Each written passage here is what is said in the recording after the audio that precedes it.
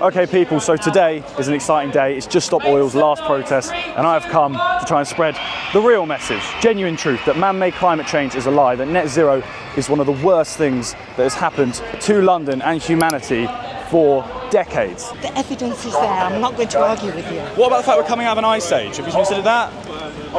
The climate's constantly fluctuating. So 0.04% of the atmosphere is made up by CO2. I'm not going Go to 0.02 I'm not going to. and then it's dangerous. No. And then I'm a wanker. Why am I a wanker? Mate, cut.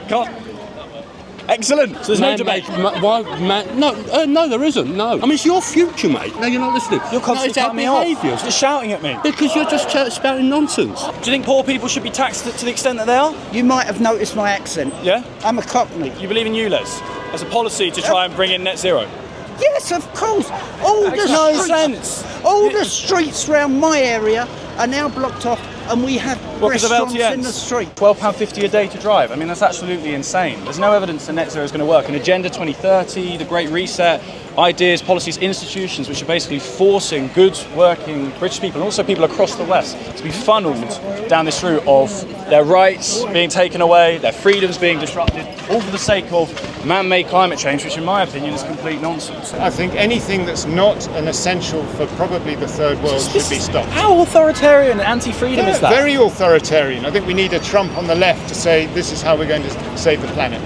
So you're comparing net zero to flat Earth? No, I'm bullshit. comparing what you're saying to flat Earth. Man-made climate change is a lie. That is incorrect. So I'm a flat earther. So we should be told what to do.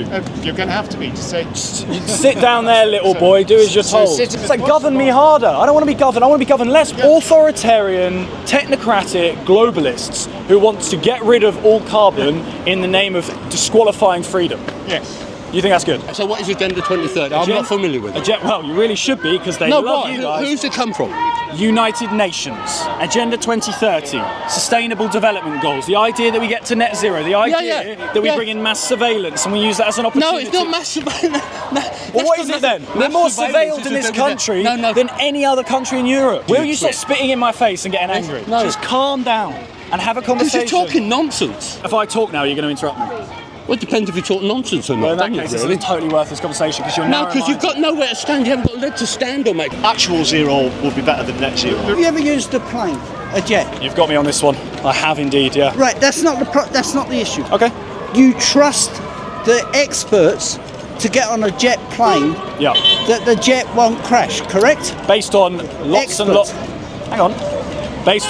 lots of data of planes not crashing. The World Economic Forum, in coalition with the United Nations and all the governments in the West, majority of them, are on a mission to take away carbon and are using that as a method to bring in authoritarian control, globalism, say we're all in this together, let's all come under one world government and let's bring in carbon credits, a social credit system, let's track everyone, let's bring in ULEZ, cameras. That's what this is about. That's the actual nitty-gritty detail. Well, I hope you're bloody right, because if you're not, we're fucked. Yep.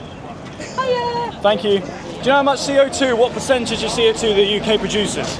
That's not relevant. It's a global problem. No, it is relevant because the people of the UK are feeling what the net zero is doing. They're feeling their cars being taken off them. They're 1%. Feeling that 1%. Yeah. Brilliant. So let's just decimate historically the though, and the fact that we the argument is historically, but we don't do it anymore. No, that's a bit of a white supremacist view, isn't it? Like white supremacist? No, come on, colonialism.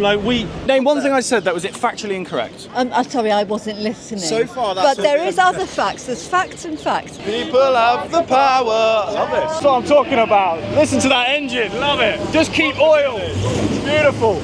You want to get rid of this lovely car? Look at it. It's beautiful. Oh, smell that! Beautiful! Their chant is do it for the children, but what they don't talk about is the children that are mining cobalt in third world countries in order to provide their lovely rubbish electric car. I love oil.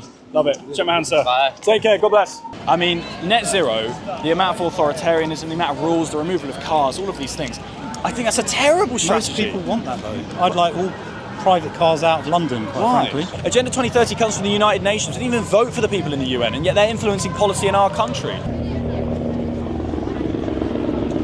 How reliable is the data that we have from the pre-industrial revolution?